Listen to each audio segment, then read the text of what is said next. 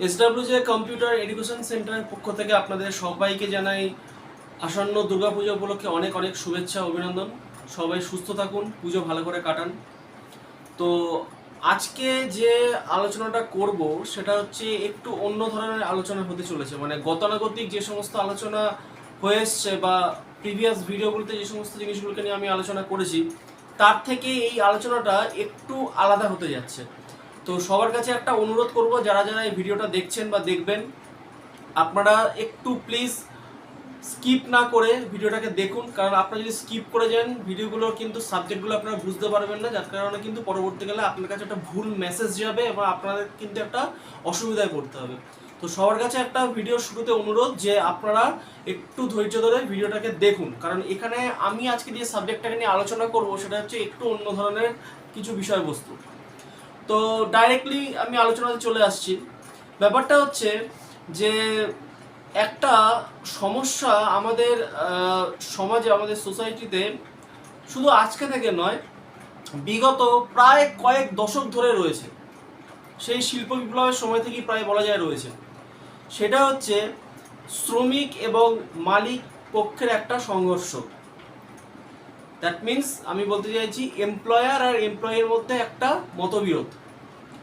তো আমি যাকে যাকে জিজ্ঞেস করেছি না কিনা, যারা কিনা অ্যাকচুয়ালি এমপ্লয়ি, বিভিন্ন অর্গানাইজেশনে তারা যুক্ত আছে, কাজ করছে, বা আমার কাছে অনেকে আসে যারা ওয়ার্কিং কাজ করছে, তো প্রত্যেকেরই আমি প্রায় একটা অভিযোগই কম বেশি শুনতে পাই যে কাজের জায়গা আর ভালো লাগছে না, খুব প্রেশার দিয়ে কাজ করানো হচ্ছে, আর ওয়ার্ক প্রেশার নেওয়া যাচ্ছে না, একই কাজ অথচ ঘুরিয়ে ফিরে বারবার করে দেওয়া হচ্ছে। যে সময় আমার বেরোনোর সময় সেই সময় আমাকে কাজ দিয়ে দেওয়া হচ্ছে, আমার যার কারণে বাড়ি ফিরতে সময় হয়ে যাচ্ছে, অনেক সময় ছুটি ক্যান্সেল করে দেওয়া হচ্ছে, এমার্জেন্সি কোনো লিভ নিতে পারছি না।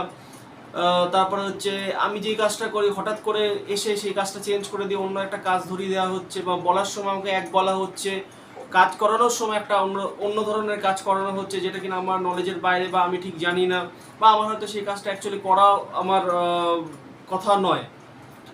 তো দেখুন, ব্যাপারটা হচ্ছে এই যে সমস্যাটা, এটা কিন্তু শুধু আপনার নয়, এটা কিন্তু প্রত্যেকেরই। মানে আমি কম বেশি যাদের যাদের সাথে কথা বলেছি, তো প্রত্যেকেই কিন্তু এটা একটা সমস্যা যে কাজের জায়গাতে, বিশেষ করে এখনকার দিনে এসে কাজের জায়গাতে কিন্তু প্রত্যেকে কিন্তু স্যাটিসফ্যাকশনের জায়গাটা কারোরই প্রায় বলতে গেলে নেই। মানে সবাই কোনো না কোনো একটা প্রবলেম সবসময় ফেস করে চলেছে। এবারে সাপোজ আমি যদি একটা ঘটনা বলি, যে রিসেন্টলি আমি একটা নিউজ চ্যানেলে দেখলাম, বাট সেটা কতটা অ্যাপ্লিকেবল হবে বা কতটা সত্যি মিথ্যা আমি ঠিক জানি না। রিসেন্টলি আমি দেখছিলাম যে কর্ণাটকে একটা নাকি এরকম যে সমস্ত প্রাইভেট কনসার্ন আছে তারা এরকম একটা নাকি নোটিফিকেশন দিতে চলেছে যে একটা এমপ্লয়িকে মিনিমাম 14 আওয়ার্স কাজ করতেই হবে। মানে 14 ঘন্টা একটা এমপ্লয়িকে অফিসে কাজ করতেই হবে।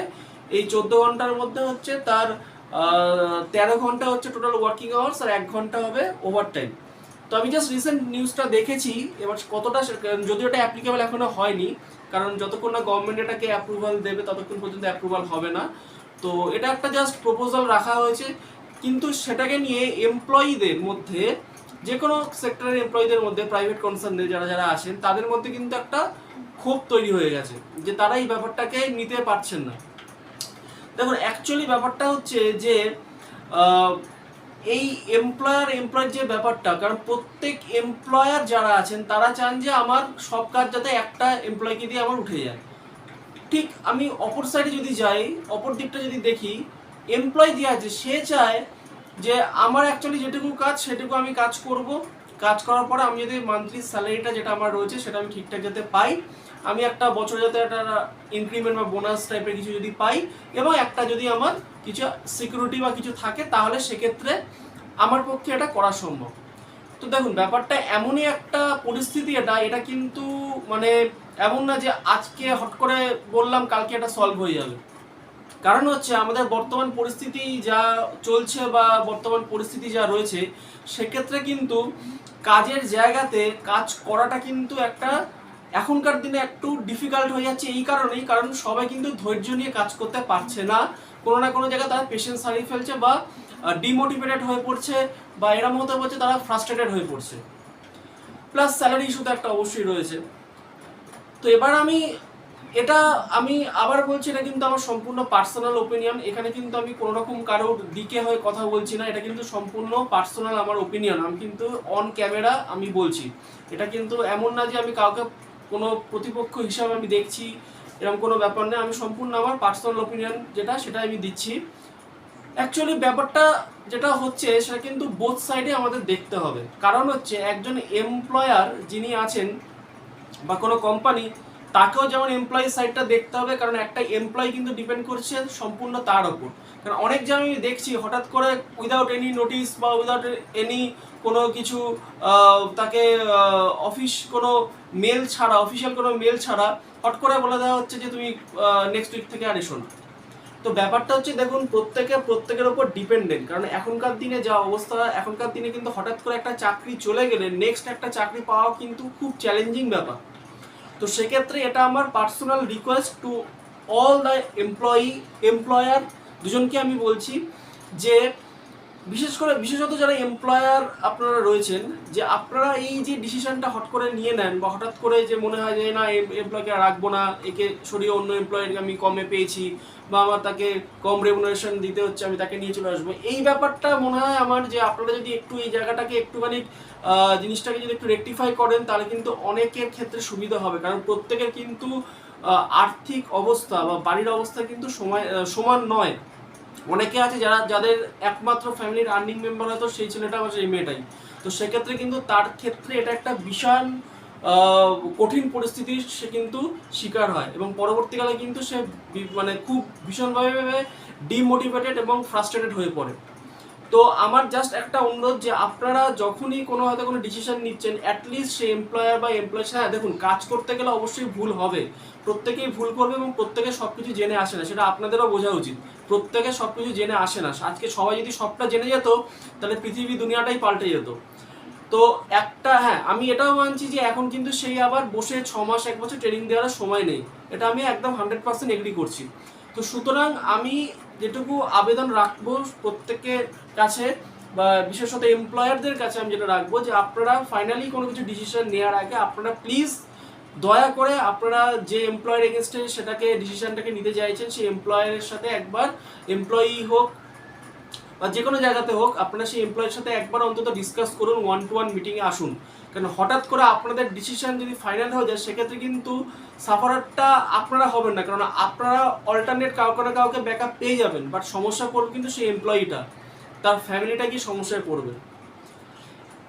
সেকেন্ডলি আমি এমপ্লয়ির দিক থেকে আমি বলবো, যারা যারা কাজ করছো বা কাজ কোনো অর্গানাইজেশনের সাথে অ্যাটাচ আছো, দেখো আজকালকার দিনে কিন্তু প্রত্যেকটা অর্গানাইজেশনই চায় যে তারা অ্যাটলিস্ট স্কিল এমপ্লয়িকে পাবে, মানে অ্যাটলিস্ট সে একটু কি বলবো, যে সে একটু অন্যান্য কাজের সাথে সে যাতে অ্যাটাচ থাকতে পারে বা অন্যান্য কাজ তাকে দিলে সে যাতে সেটাকে নিতে পারে। এমন না যে গতানুগতিক যেই কাজটা সে করে আসে সেই কাজের মধ্যে দিয়ে সে চলবে। কারণ অলরেডি আমরা দেখেছি যে বিভিন্ন পাবলিক সেক্টর যেগুলো রয়েছে, সরকারি ক্ষেত্রে এরকম কিন্তু অনেক রয়েছে এখন পরিস্থিতিতে যেরকম এসে দাঁড়িয়েছে, যে অনেকে কিন্তু এক্সটেন্ড করে দেওয়া হচ্ছে, মানে সে রিটায়ার করে যাওয়ার পরও তাকে এক্সটেনশন দিয়ে তাকে কাজ করানো হচ্ছে। কারণ হয়তো দেখা যাচ্ছে যে তার সাফিসিয়েন্ট হয়তো সেই এমপ্লয়ি নেই, বা সে সেই কাজটা খুব পারদর্শী, সেই কাজটা অন্য কাউকে দিলে, হঠাৎ করে দিলে সে হয়তো সেই জায়গাটাকে রাখতে পারবে না, যার কারণে কিন্তু গভর্নমেন্ট এক্ষেত্রে তাকে এক্সটেনশন দিচ্ছে। তো ব্যাপারটা হয়ে যাচ্ছে এটাই, যে এই কারণেই এমপ্লয়ি আর এমপ্লয়ীদের মধ্যে কিন্তু একটা চির সংঘর্ষ রয়ে গেছে। তো সেক্ষেত্রে আমি দুজনকেই বলবো, বিশেষত এমপ্লয়ার যারা যারা আছেন তাদেরকে বলবো, প্লিজ আপনারা অ্যাটলিস্ট, আপনাদের কাছে হাত জোর করে আমি অনুরোধ করছি যে কোনো ক্যান্ডিডেটকে আপনারা অ্যাপয়েন্ট করার আগে প্লিজ অ্যাটলিস্ট তাকে একটু যাচ করে নিন। এবং যারা এমপ্লয়ি আছো, নতুন ফ্রেশার্স যারা করছো, তাদেরকে আমি বলবো এটা, যে ফ্রেশার হিসাবে যদি কোনো অর্গানাইজেশনে জয়েন করো, অ্যাটলিস্ট তোমরা সেখানে যতই সমস্যা হোক না কেন, অ্যাটলিস্ট তোমরা সেখানে অন্তত কিছুদিন কাজ করো। কারণ এখন কিন্তু সুইচ করতে গেলে অন্য কোম্পানি, তুমি অনেকে আছে যে দেখি যে তাদের মধ্যে হট করে একটা সুইচিং টেন্ডেন্সি থাকে, মানে আজকে কাজ করলাম ভালো লাগছে না, আবার 2 মাস পরে অন্য একটা জায়গায় কাজ করলাম। তো এক্ষেত্রে কিন্তু তোমার অ্যাটলিস্ট যে স্টেবিলিটি, সেই জায়গাটা কিন্তু অনেক কমে যায়, মানে তোমার সিভিতে সেটা কিন্তু অনেক হ্যাম্পার হয়। তো সেক্ষেত্রে আমি ফ্রেশার্স যারা আছে তাদের কাছে অনুরোধ করব যে তোমরা অ্যাটলিস্ট যে কোনো জায়গাতেই কাজ করো না কেন, সেটা ছোট বড় যে কোনো জায়গাতেই হোক, যাই স্যালারি হোক না কেন, তোমরা অ্যাটলিস্ট জয়েনটা করো, কারণ তোমরা জয়েন যদি না করো অ্যাটলিস্ট কিন্তু তোমরা এক্সপিরিয়েন্সটা কোনো জায়গায় তুমি দেখাতে পারবে না, তোমার সিভিতেও কিন্তু সেই এক্সপিরিয়েন্সটা কাউন্ট হবে না, যার কারণে সমস্যা কিন্তু তোমাকে পড়তে হবে। কারণ অনেক স্টুডেন্ট আমাকে বলে স্যার এখানে স্যালারি কম, এখানে এই দিচ্ছে, আমার এখানে হবে না, এই হবে না, সেই হবে না। তো এরকম অনেক ব্যাপার থাকে, আমি মানছি এটা একটা ফ্যাক্টর, কারণ আমরা টু বি ভেরি অনেস্ট স্যালারির জন্যই প্রত্যেকে কাজ করি, বাট অ্যাটলিস্ট আমরা যদি কোনো একটা জায়গাতে গিয়ে একটু যদি আমরা সেই জায়গার পরিস্থিতি বুঝতে পারি, আমরা যদি একটুখানি সেখানে এক্সপিরিয়েন্সটা গ্যাদার করতে পারি, তাহলে কিন্তু পরবর্তীকালে আমি যদি কোনো অর্গানাইজেশন সুইচ করি বা চেঞ্জ করি, সেখানে কিন্তু আমাদের কাজের ক্ষেত্রে কিন্তু একটু আমরা হলো সেখানে স্পেস পাবো, আমরা অ্যাজ এ এক্সপিরিয়েন্সড হিসাবে তখন আমাকে ট্রিট করবে, আমরা ট্রিট হবো। তো এটুকু আমি বলবো যে এত তাড়াতাড়ি তোমরা পেশেন্স হারিও না। আমি মানছি যে অনেক রকম সমস্যা কাজ করতে গেলে আসে, অনেক রকম তোমরা বিভিন্ন সিচুয়েশনের সম্মুখীন হও, কিন্তু আমি এটুকু রিকোয়েস্ট করবো যে অ্যাটলিস্ট তোমরা যাই প্রবলেম হোক না কেন, তোমাদের সিনিয়র ম্যানেজমেন্ট যদি কেউ থাকে বা সিনিয়র যারা যারা থাকবে তাদের সাথে ব্যাপারটাকে ডিসকাস করো, চেষ্টা করো অ্যাটলিস্ট এক্সপিরিয়েন্সটা গ্যাদার করো, কারণ এক্সপিরিয়েন্স ম্যাটার্স, এই কথাটা কিন্তু এখনো একটা ইউনিভার্সাল ট্রুথ। তোমার যদি এক্সপিরিয়েন্স না থাকে, তুমি যতই এডুকেটেড হও না কেন, যতই তোমার ডিগ্রি থাকুক না কেন, আলটিমেটলি কিন্তু কোনো জায়গাতেই তোমার দাম পাবে না।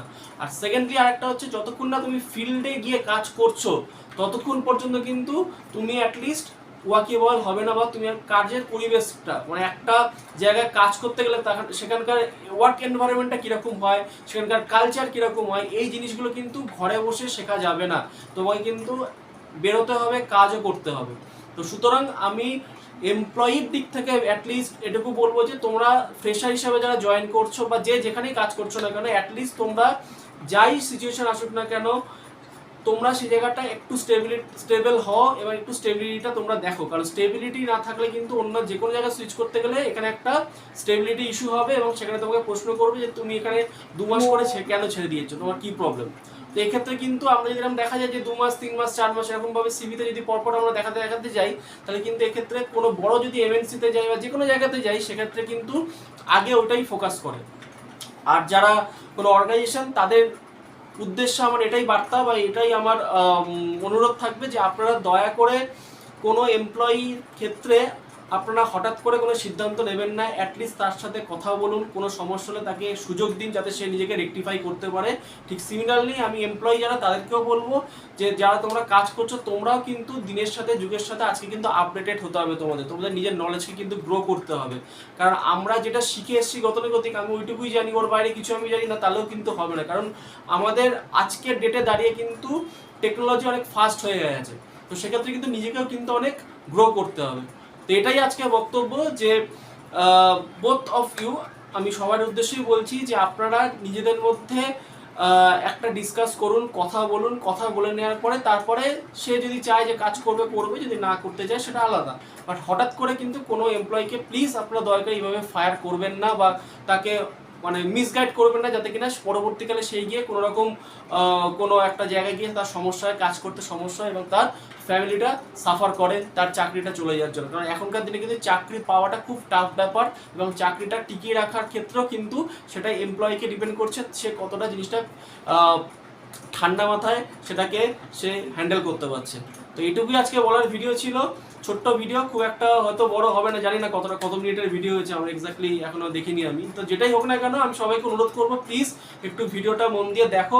হয়তো মনে হবে এগুলো জ্ঞান দিচ্ছে, বড় বড় কথা ক্যামেরার সামনে বলতে ভালো লাগে, আমার জানি না কার কি মনে হবে বা কে কি কমেন্ট করবে।